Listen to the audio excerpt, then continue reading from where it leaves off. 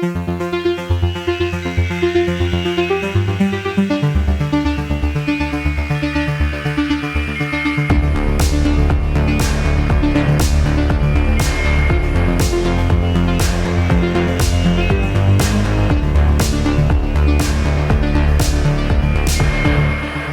to another episode of Every Horror Movie on Netflix, the podcast where we watch, review, and discuss every horror movie on Netflix.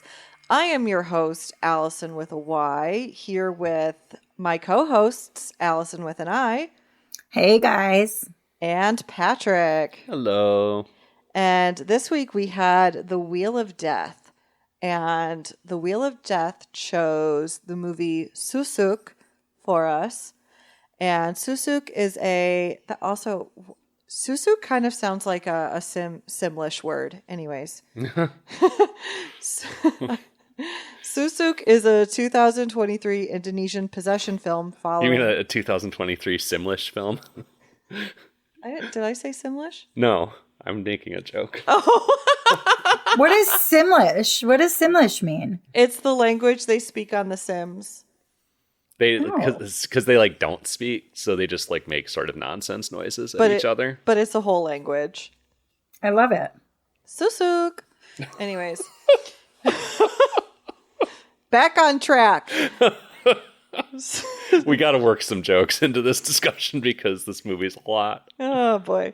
Susuk is a 2023 Indonesian possession film following estranged sisters Laras and Ayu. Laras, a sex worker, is brutally attacked by one of her clients and beaten almost to death.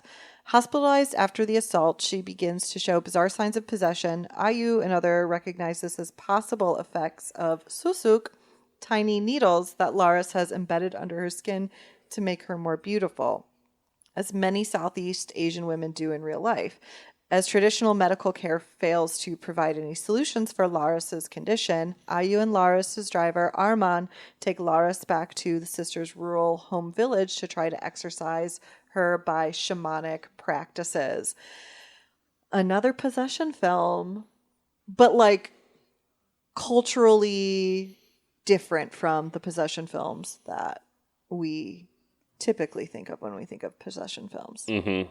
Yeah, because if you're going to watch this as a Western viewer, look up what Susuk is first, because, you know, it's made by Indonesians for, I presume, an Indonesian audience, and there's no real explanation of what this is, and I got a decent amount into the movie being like, oh, they're going to explain this at some point, and then we finally looked it up, and yeah, and that's cool. I appreciated that about it, that it introduced me to this thing that I had never heard of, these sort of like acupuncture-esque little needles that people insert into their skin and leave them there. Mm-hmm. Like, yeah. I didn't look it up. I just figured it out, I guess. But I kind of liked that they didn't explain it. Yeah. No, I mean, it makes sense, especially for, again, the audience that it was primarily intended for. But yeah, it's definitely a take on a possession movie that I had never seen before, which I welcome, especially in that genre, because holy shit, you know, maybe the most repeated tropes of any genre is possession movies. Yeah. So in your research of Susuk, this is a thing. This is a real thing in Indonesia. Mm-hmm. In Southeast Asia. Folklore. It's just a real thing, and sometimes they're considered little talismans that and they're just little metal needles basically that you keep under the skin, but some people use it because they think it'll make them more beautiful. Other people use it to relieve pain or help with, like, I think I read, like, spiritual issues as well. It's like a whole host of things. Mm-hmm. But it was really taboo in the movie. Right? The village that she went to, their home kind of village, was like, oh, you used Susuk, so get out of here. Yeah. Because of that. I think some of that is related to religious context, because I think from what I read in Islam, Susuk is considered haram, and there's a huge Muslim population in Indonesia, I believe. I hope I'm not talking out my ass too much here. Seems but I like think it. that's correct. And so I think some of the like stigma associated with it in this movie was related to that. That makes sense. That makes sense. Yeah. But also, yeah, I mean, this movie is doing a lot of interesting stuff kind of around women's role in society, around sex work, around slut shaming. And, you know, I think limited cultural context, I think, makes it a little hard to understand exactly the metaphor they're going for with the Susuk. I don't know. I'm curious, you know, like kind of how you guys read it, because I feel like there's a reading where the Susuk is kind of like this self-harming thing that she's done to try and be beautiful according to society. But also there is so much stigma associated with it by characters who we're otherwise not supposed to agree with, I think. Because I feel like this movie is actually like surprisingly pro-sex work. Yeah. Oh, I thought I kind of read the Susuk as being sort of, in her case, in Laura's case, it was used to enhance her beauty. I thought it was like how they treated it was kind of like how they treat sex work. And it was like only, the thought was like only a sex worker would get Susuk, which is what makes it wrong. And she got it for impure reasons. That's how I read it, though. I kind of looked at it like the way people would look at like cosmetic surgery. Yeah. Like, you know, one could make an argument that cosmetic surgery is used by women who have low self-esteem or who need to feel more beautiful because they're not, you know, like finding their self-love. But there could also be a case made that like people that are very pro, like, I can do what I want with my body because it's my body and I am, you know, destigmatizing anti-aging techniques and things like that. I don't know. I got the same vibe about Susuk that I do with cosmetic surgery or cosmetic like treatments. And mostly that came from that scene between the sisters where, so IU is a makeup artist, which is really kind of ironic because what IU is doing with makeup, Laras is doing with Susuk. And IU this whole time is promoting like, you are beautiful. You can be beautiful from the inside out. Because Laras is talking about like, well, why do you use makeup if we could just put Susuk in, you know, your skin and be more beautiful? So it seems to me the conversation is pretty lighthearted around it. And it comes down to like, well, this is just a personal choice, much like getting Botox or like chemical peels or something. Yeah, and yet also the Susuk is very much, I don't think there's any ambiguity in the movie about the fact that it is actually the source of the possession and what's happening to her, right? Yeah. I mean, I don't think they offer up another idea. Yeah.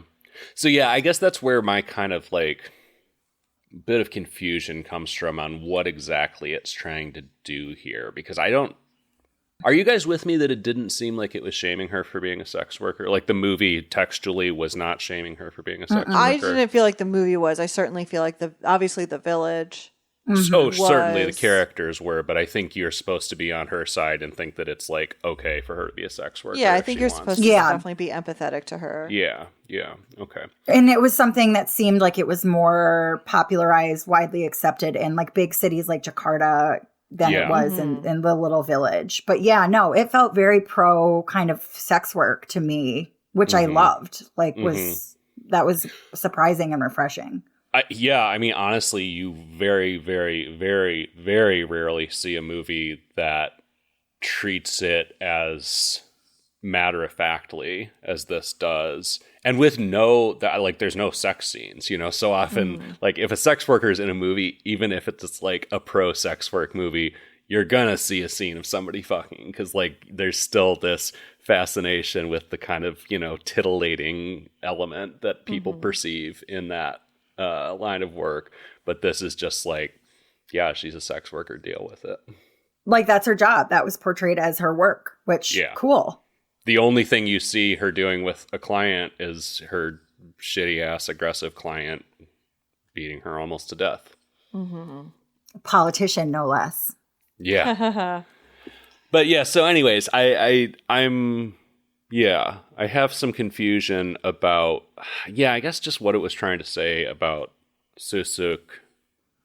Yeah, I guess that's a period. I thought I had more to say there, but I just had some confusion about what it was trying to say about the Susuk. I think the first time that we see Susuk in relationship to, like you were saying earlier, Patrick, this is the cause of her possession, is when she's got the like MRI of her brain. Yeah.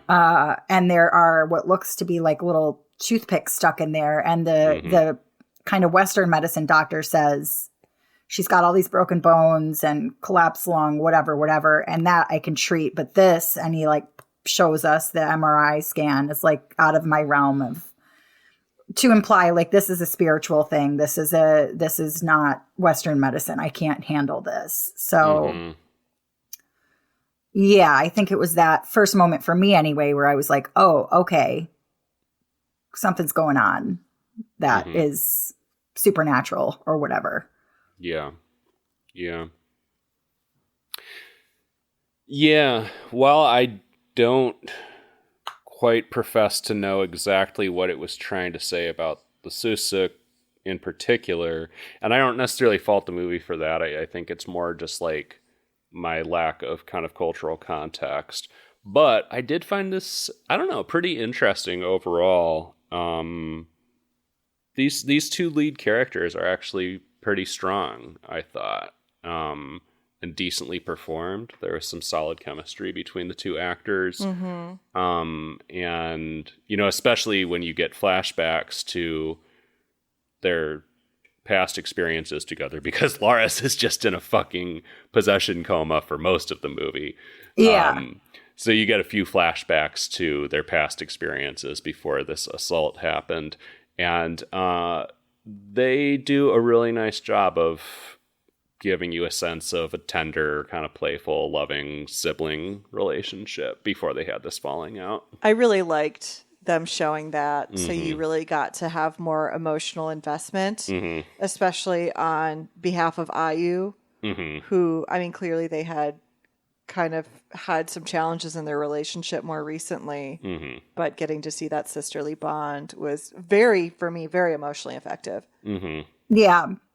I was super surprised how much I followed this movie without understanding all the cultural particularities.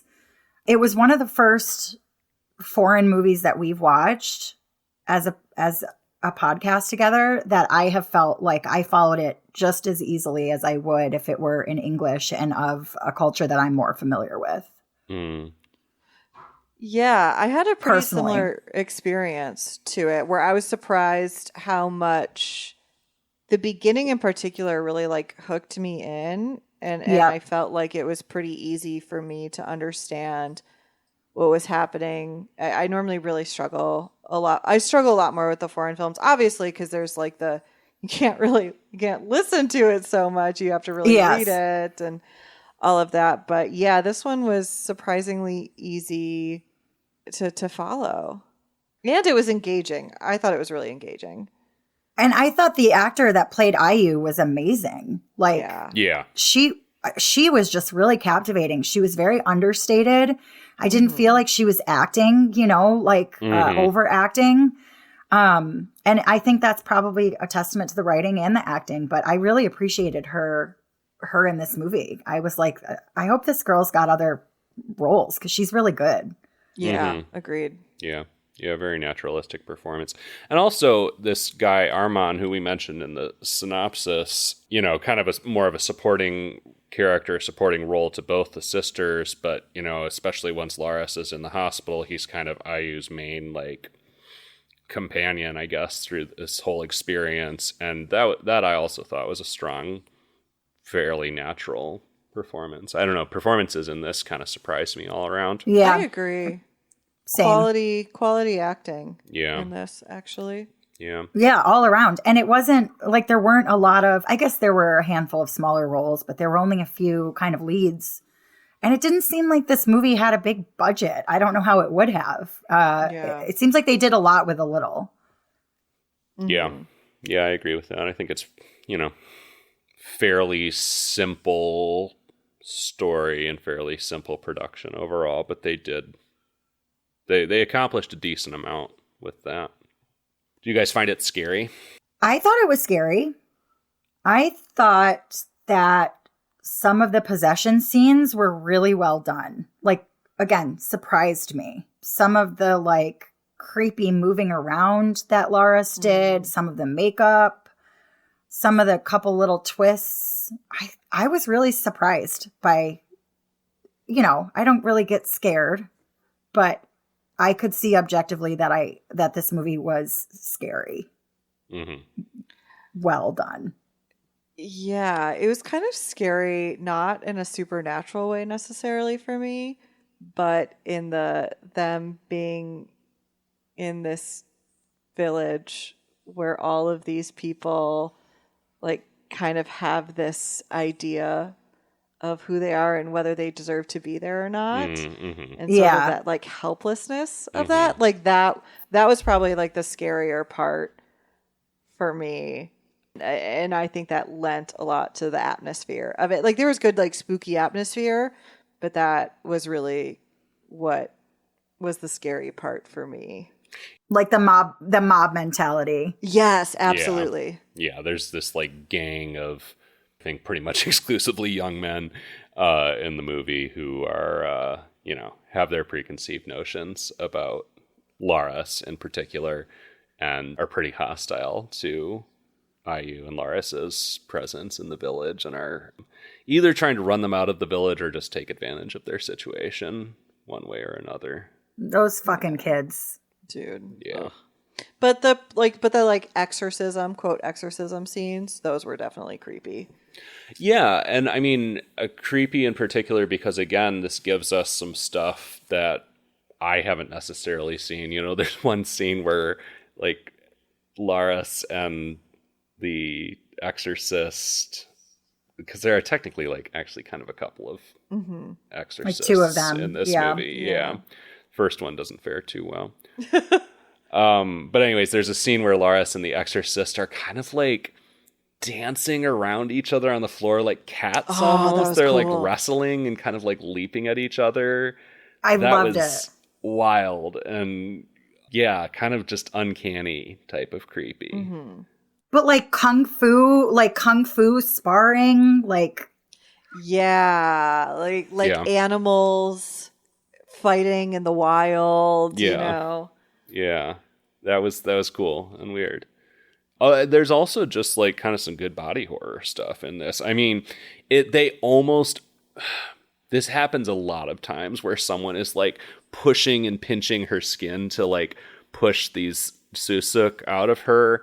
And maybe that's done one or two times too many. But it's good ass body horror shit. And also it's good ass body horror shit when her like skin, her face just becomes, increasingly more just blistered and bloody and whatever from people trying to get these things out of her over the course of the movie. It's gross and it's harrowing. It's not like the gloopy fun kind of body horror, and it's not the pure exploitative kind of like Saw body horror. It just feels fairly visceral and real in a kind of upsetting way. Yeah. I feel like I was counting how many Susuk they were taking out of her. I was like, make sure you get them all, because there were like 7 or 8 on the MRI. And so I was like looking forward to them taking these out of her skin, because I was like, get them all, Yeah. Extract them. Yeah. Ugh. Yeah. They talk a few times. They talk about how like she's like, quote, alive, but she's also like decaying.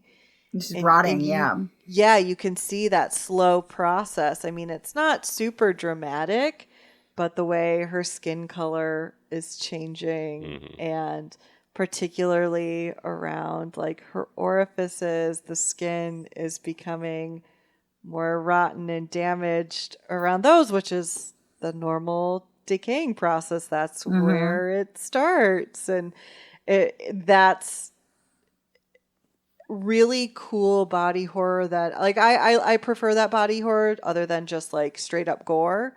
Yeah. But it was very well done, and it was like pretty it was a very gradual thing throughout the film, and very, very well done.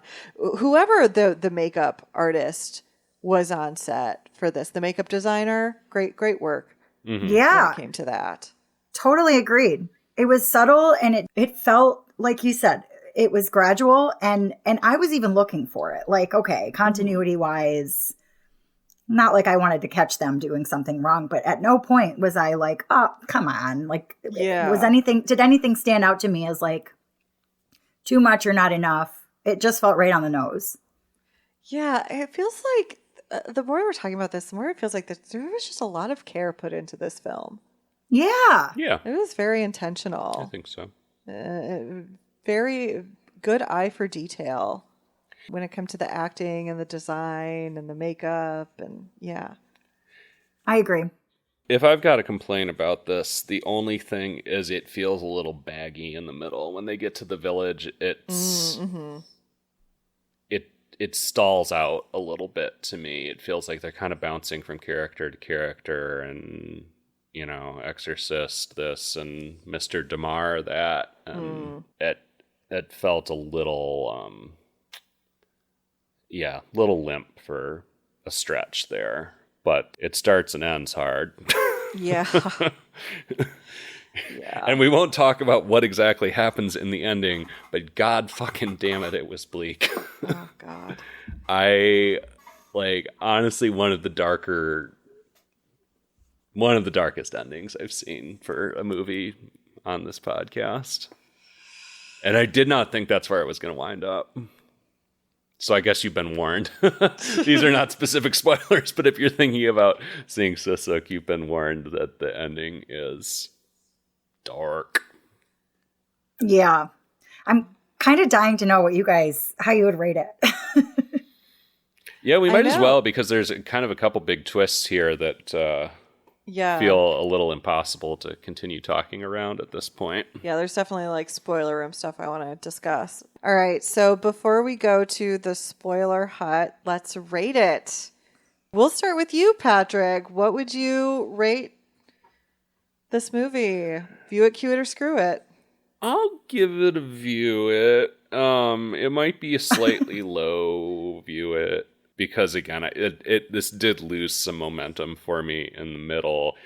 And I think also, again, this is not the movie's fault. I think it's more my lack of cultural understanding, but I still can't say I fully grasped the thesis on Susuk itself, not as in the title of the movie, but the actual things, what it was trying to say about that practice, and kind of how that metaphorically fit into the rest of the narrative here. But surprisingly strong otherwise, and the kind of themes that I did take away from it, I thought were pretty powerful and heavy. And I thought it was pretty well executed for, again, as we said, probably not the biggest budget in the world and a pretty simple concept. I think they did quite a bit with, probably little to begin with. So yeah, view it. Allison with an I. View it, cue it, or screw it. I am also a view it, which kind of surprised me. I didn't know what to think, but coming off of Bram Stoker's Dracula, I was like, this is going to be really hard to follow, like we said in the last episode. And it, of course, isn't the same at all, but totally a view it. Took me by surprise. I just felt really intrigued by the story. I felt super, super attached to Ayu. Like, she gave such good little sister energy, and I really cared about her. I really cared about Armand. I cared about the characters, I thought it was written really well. I thought it was acted well. We talked about the makeup. There were some genuinely spooky scenes for me. I was delighted actually watching this movie. It went by really fast. And I was kind of like, wow, fuck yeah, Wheel of Death. You did a good one. Yeah. Yeah, I'm gonna view it too. Allison with a Y? I have to give it a high Q it. I wanted to give it a view it, but the end was too fucking depressing for me. I really struggled with that. And I think I was a view it up until the very end. Not that it did anything wrong. It's just like, hey, here's this movie that is really fascinating, has a really interesting premise, but you're going to feel horrible by the end. And I don't know if I, in good conscience, can tell somebody that they need to watch that when I know it's going to do nothing but be a bummer. Mm-hmm. Like a very well done bummer, but a big bummer nonetheless. So high Q it. But if you want to be bummed out, go for it.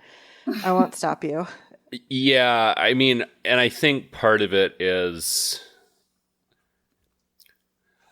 yeah, and we're about to get into it in the spoiler room, so this is going to be vague, but I think part of the struggle with the ending that I can kind of agree with what you're saying on, even though like I think I vibed with it in general, I think there's a little bit of, did it need to be that bleak at the end? What was it trying to say with that ending? And we're going to talk about it more in just a minute in the spoiler room. Yeah. But I think, even though I guess I appreciated the ending for its bleakness, there is some question of why. What was the purpose of all of this happening? Right. Yeah. Yeah. Agreed. And that's exactly where it lost me. Yeah. But up until that, it's a really solid film. Yeah. All right. Well, before we go to the spoiler hut, you can check out our website, everyhorrormovieonnetflix.com. You can find our links to our merch there. Buy some merch. Maybe someday we'll have some new merch for you too. That we'll get there eventually. Yeah. You can also check us out on social media: Facebook, Instagram, Blue Sky, YouTube, EHMONcast, EHMON cast, or TikTok, EHMON podcast. And then you can also find the link to our Discord server where you can join us. And if you've seen this movie, also, tell us if you would view it or cue it or screw it. I would love to know that, how other people feel about this. And finally, find us on your podcast listening platform of choice and give us a little review. Review it, you know. My brain is doing a thing right now. When you said EHMON cast, you hit the N in a way that made me turn it into an M, and I was like, it would be funny if there was like a subculture of EHMON fans who were mothers and called themselves EHMOMs. Okay, if you're an EHMOM, definitely join our Discord server. We can start a whole special channel thread for you. Yeah. I'm an A-mom. Yeah. Allison with an I is the original EHMOM. I am the original. I'm the first inaugural A-mom. I'll leave the Discord. Fine, I'll do it. All right, we're gonna scoot on down to the the AMOM club, AMOM fan club. Spoiler AMOM offices. Offices. Let's go. Esquire. The spoiler AMOM minivan.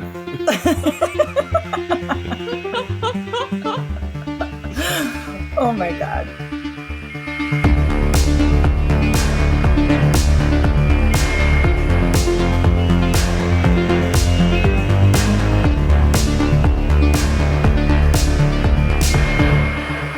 Welcome back. We have taken the AMOM minivan to the spoiler hut.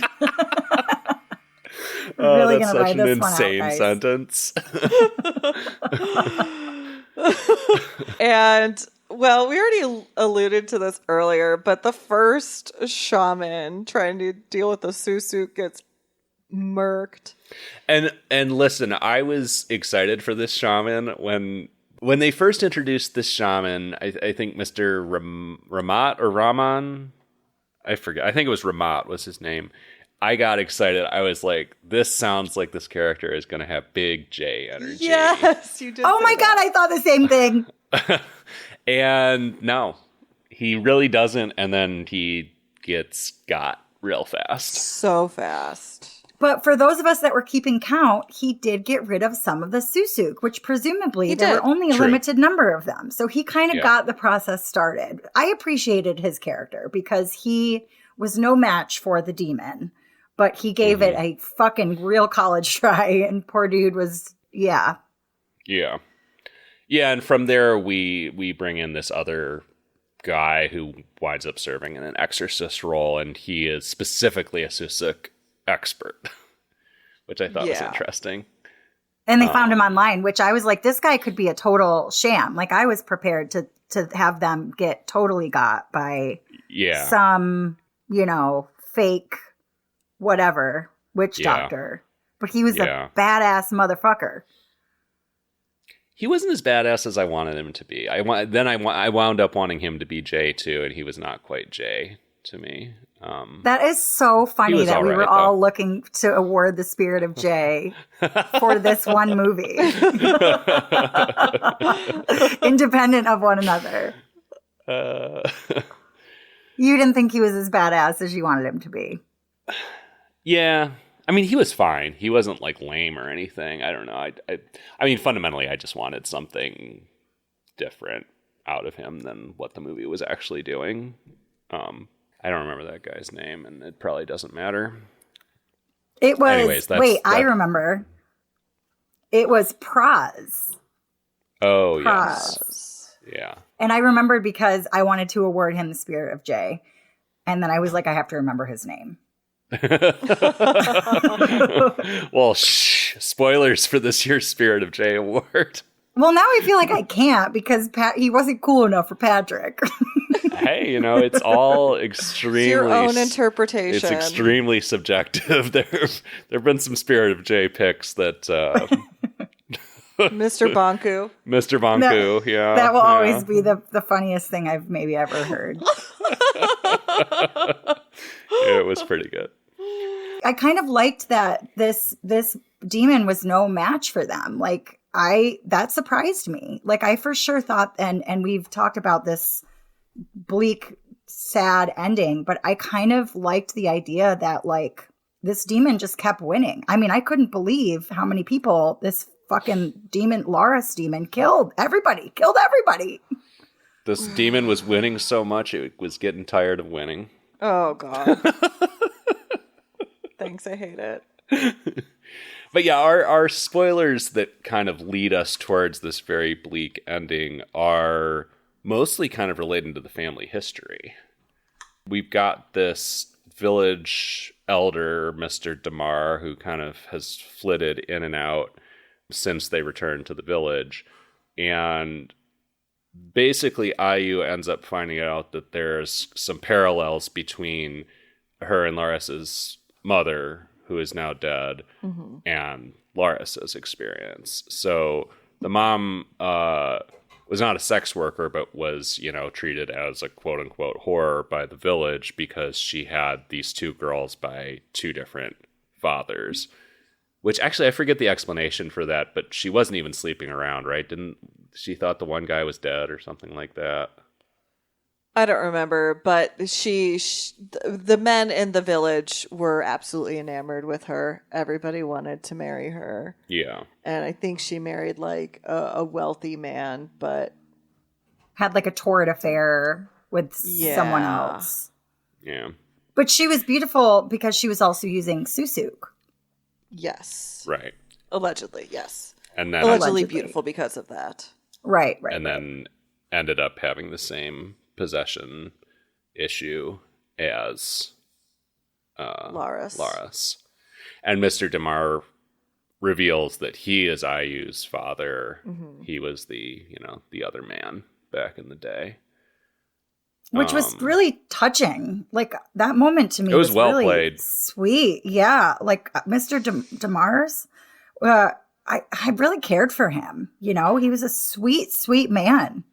Mm-hmm. Yeah, I was surprised by how much that really touched me too, and how like quickly I felt that emotional bond between him and IU. And I mean, and his acting was really great too, because Yeah. it was played so subtly and with like this sense of shame, but also like the whole time you can look back in all of his interactions with her. There's this tenderness and there is this care, and it's not overplayed. It's just like clearly from a man has shame, but then a deep sense of caring. So well done. Very, very And like he's heart tugging. honored to protect her, you know, like he knows that fucking Rufio and his gang are going to elder abuse kill him. Like, what the fuck was that guy's fucking problem? Rufio. Oh, And at least Rufio God, had, so right. you know, redemption arc. This fucking guy, I was like, that dude is a fucking nuisance and a murderer. Yeah. And all of his friends are like, whoa, you crossed the line after he kills her dad. And it's like, well, you guys were all beating the shit out of him. And then he stabbed him to death. I don't even understand. Okay, here's one of my beefs with this film is I don't really understand that plot point with that guy and that gang. They were fucking incels, dude. Right. Laras rejected him and he never got over it. And it's like it was just like something that I didn't feel like was necessary to the story for emotional impact. Well, I think it's creating a parallel to the way that the mom was treated back in the Fair. day. And then it's also kind of demonstrating the particularly conservative and misogynistic attitudes towards these characters in their hometown. True. That's fair. Yeah, I thought this film was like, I don't know, accidentally kind of woke, but maybe not accidentally kind of woke, and that they really, I think these plot lines sort of, like we said earlier about Laris's sex work, it was just portrayed as her work. It, like you said, Patrick, it wasn't exploited for like, you know, gratuitous sex scenes or anything like that. And then these boys, this group of boys were portrayed as truly like what I think we've come to know as modern incel culture, where it's just like no women will give them the time of day. So they resent all women for it. And they think that they deserve, you know, the prettiest woman. And this really beautiful woman, Laris, was really beautiful. She left this village and made a name for herself and was an independent woman with a career in the city. And I don't know, I was like really sort of, again, surprised by how this touched on some themes that I think are pretty topical here and now, or globally, but like kind of accidentally woke, which I was like, cool. I think intentionally woke. Yeah. Okay. Although, you know, again, I'm still kind of a bit puzzled by what it's doing with the Susuk specifically, but as woke as the rest of it is, I feel like that is also has similar intentions. But it turns out the mom was buried in, and help me out here because I didn't fully understand this, but the mom was buried in a cage, right? That's the terminology they used in the translation, at least. That was supposed to prevent the demon from getting out or something. Or like at least keep the body in there that had the demon, because the demon was housed in the body. Right. So she was... Because the mom lost the battle with the demon. Yeah. Yeah. And then there was a woman, another shamanic woman who has since passed away, that did a spiritual ritual on Laras and Ayu's mother because she lost the battle with the demon, to contain the demon within her body, bury her mortal body in a cage, which then we see that her body hasn't deteriorated or anything, presumably So because weird. she still has Susuk, right? It's keeping her preserved, Yeah. which is what I thought. I thought that was kind of cool. Yeah. Yeah, that was weird, but cool. Yeah, so while Rufio is attacking the hut that they've been in with his gang and killing the dad, Mr. Damar.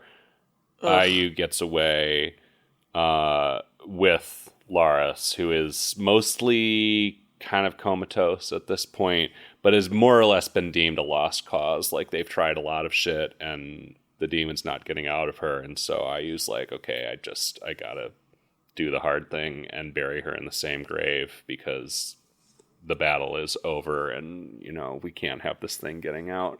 So she digs up the mom's grave and then starts trying to put Laris in, and then Laris, of course, fucking like comes back and is herself for, I mean, right? Like the first time since she got assaulted right at the beginning of the movie. Well, kind of, because a couple times Laris changed to bewitch, like, oh, that's true. Armand at one point. Yeah. And then the second shaman, or the exorcist or whatever. And one funny thing really quickly is it took these men nothing to be bewitched by her. Like, she goes from this rotting corpse with festering wounds all over her and terrifying demon. And then she like switches just for the illusion of it to bewitch them. And they're like, oh my God, come here and kiss me. Yeah. It's just like, these guys are fucking pathetic. Anyhow, go on. That stuff was fucking creepy too, you know, like them hopping into bed with her and then you see the reality of the nasty blistered near corpse that they're was laying on top of. So unsettling. Yeah. Poor Armand, though. He was such a devoted friend.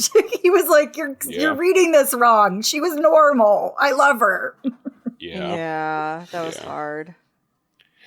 But yeah, Laris comes back to herself suddenly, like at the last moment, and Ayu basically has to make the decision to still throw her in the grave and bury her anyways. Yeah. And somewhere in there, Armand dies. Oh yeah, what happens to him? She rips him apart. She eats him. Fuck, that's right. Truly, everyone dies. Everybody died but Ayu. Everybody dies but Ayu. I really thought Armand was going to make it. Me too. I really hoped he would. Poor dude was stabbed by Rufio and then still managed to help her dig. And then they dug the wrong goddamn grave. They dug in the wrong spot and he used all his energy. Right, and then Laris chewed him up. Ugh. Yeah. And then you have, again, we talked about how both these sisters are decent actors and both come off well together. And they nail this scene where Laris is, kind of back to herself. It's absolutely wrenching.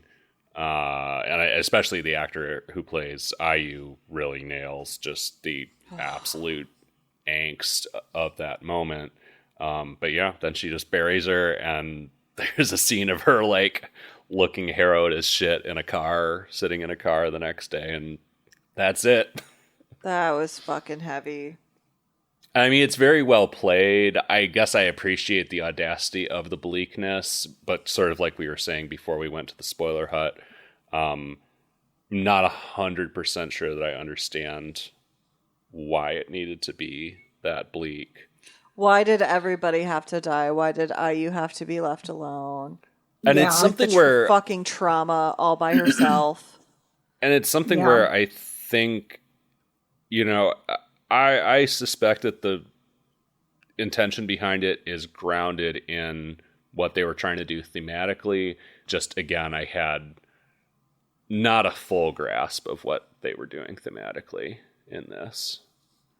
Would you have rather it makes a little more sense with more cultural like a happier context. ending? I guess I just needed an explanation or a reason for why it was this dark.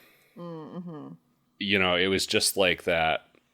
I think after so many lost battles with this demon, I needed a little more catharsis or closure, or not even necessarily a happy ending, but just something that wasn't just, oh, she's herself, but we got to bury her alive anyways, and that's the end of the movie. I don't know. There was a degree to which it felt unnecessarily dark to me. But again, I really think that was they were trying to do something thematically that I probably wasn't fully grasping. Yeah, it would have been cool if her dad stayed alive and they could have had a relationship, or if Armand could have stayed alive. Like, she did have her own, I'm like reading too much into this, but she had her own career and she had her own life. So she has presumably that to go back to. But truly everyone died. And what is she left with? I agree. Yeah, or even if there could be like just like a cut of her helping somebody else through this based on what she learned. Like how, Like the old ways. like kind of like that, less cheesy with how it did that, but like, why did she go through all of this and lose everybody she cared for? Yeah. To what end? And I understand sometimes that's life. There is no fucking rhyme or reason for why horrible shit happens to good people, but this is a story. Like, at least give us something. Well, and I think probably there's, a decent interpretation is it's just like patriarchy destroys everything. Yeah, and there's some generational trauma always in there. Yeah. Yeah. But I also don't know if it was trying to do something quite that simple, because that does feel a little simple if that's what they were trying to do here. But I mean, regardless, it had an emotional impact on me. It did. And, props to it for that. You know what the part that really got me was when Mr. Damar and IU, like, they have that look right before he knows he's going to basically sacrifice himself to the mob. Mm-hmm. And it's like, obviously, IU just learned recently that he's her real father, but there already was that connection. That moment got me, and I was shocked. I was like, this is new information for me,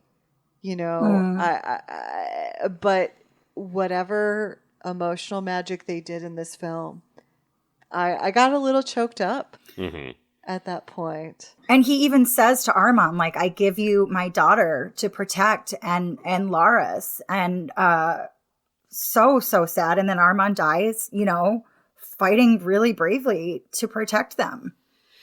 Mm-hmm.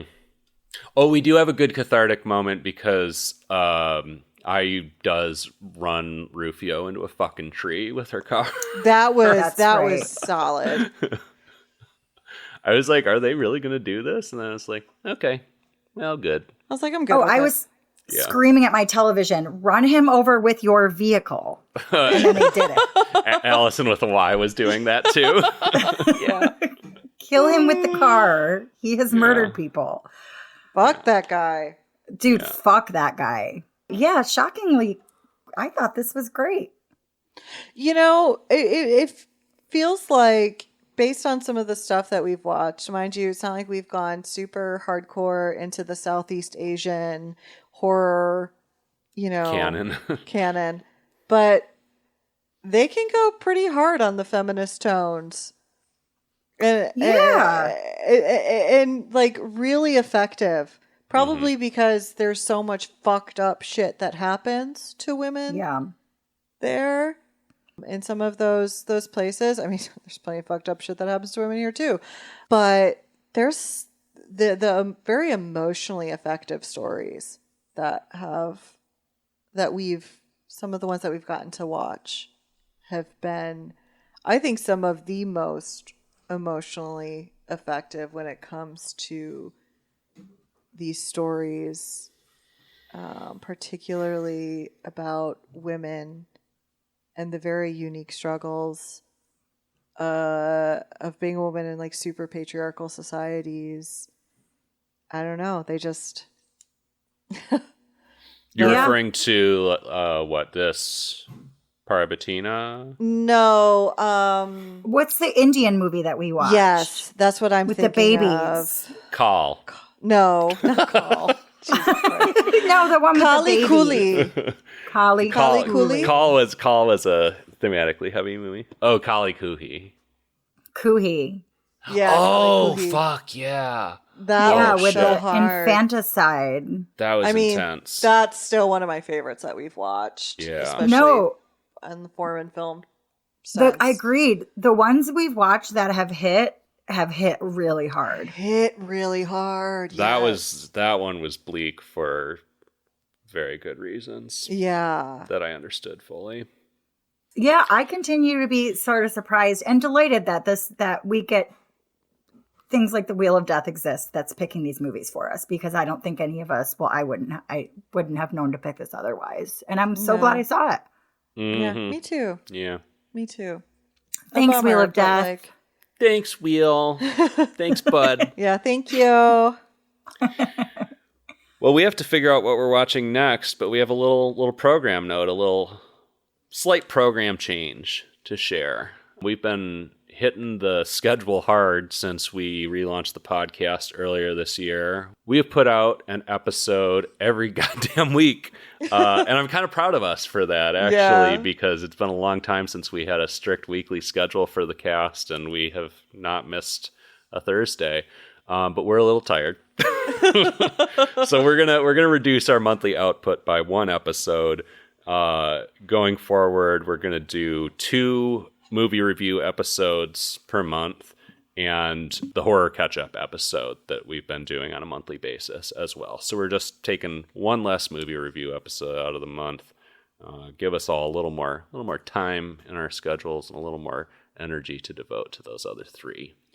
Yeah, and who knows, maybe every once in a while we might drop a bonus episode, do something a little extra fun, but we'll for our own sanity go to 2 movies and a catch up a month. Yeah. We're sliding into hibernation season here. So giving ourselves a little grace to deal with the horrors that persist and the horrors that we choose to watch. Happy Halloween. We're giving you your treat is one less episode a month. No, our treat. It's our treat to ourselves. It's your trick. Whoa. You guys hang out too much. Well, Allison with an I, you're picking next. So what trick or treat are you going to bless us with here? I am picking a film that I have been curious about, mostly because it's got a really long title. I Am the Pretty Thing That Lives in the House. Oh! You two sound excited, like you've seen it. That was one of the first. While ago. That was one of the first horror movies you and I watched together. We watched that together? Yeah. Whoa. Way back in the day. Whoa. But I've never seen it. It's early Oz Perkins. It might have even been his feature debut. So it's interesting on that level. I remember being a little nonplussed by it, but I'm very curious to revisit it. I remember really liking the aesthetics, and that's all I remember. Yeah. Yeah, it looks atmospheric. It looks kind of vibey. And it's an hour and 29 minutes, which is the perfect length for a movie, we've all decided. Mm-hmm. Real quick synopsis is: a nervous nurse who scares easily finds herself caring for an ailing horror novelist while living in a house with hidden secrets. Fun. I'm looking forward to revisiting that. Yeah. Yeah. Well, I'm excited to hear what you guys think on the rewatch, and it'll be my first time. I'm excited to figure out what I think, because, like I said, all I really remember is that I liked the aesthetics. Yeah. Yeah. If I remember correctly, my problem with it was that the vibes were great, but the vibes were almost the only thing there. But we'll see. We'll see. Well, that's our review of Susuk at Every Horror Movie on Netflix. But before we go, we want you to visit our website, everyhorrormovieonnetflix.com. We've got every episode out there that we've ever fucking done. It's a lot. You probably shouldn't listen to them all. You're a crazy ass if you do that. Why are you doing that? But if you want to do that, you can do it on the website. There's also a link to the merch store on there, and you're not a crazy ass at all if you buy our stuff, because we make like 25 whole cents off each t-shirt that you buy. So go do that. And then you can find us on social media: Facebook, Instagram, Blue Sky, YouTube, EHMON cast, not a mom cast. That's a different thing. EHMON Podcast, and then TikTok at EHMON Podcast. You can also find the link to our Discord server in the show notes. Come join there. If you're a mom, if you're an A-mom, you can hop on our new channel for the A-moms. Come find us there. Hey, moms. There's one of us so far. And leave us a review anywhere you listen to your podcasts. We like to read them and we appreciate them. And we haven't had one in a while. So do us a solid. All right. That's it for every horror movie on Netflix. I have been Allison with a Y with my co-hosts. Patrick. Allison with an I. See you next time, folks. See ya, A-moms. Peace out, A-moms.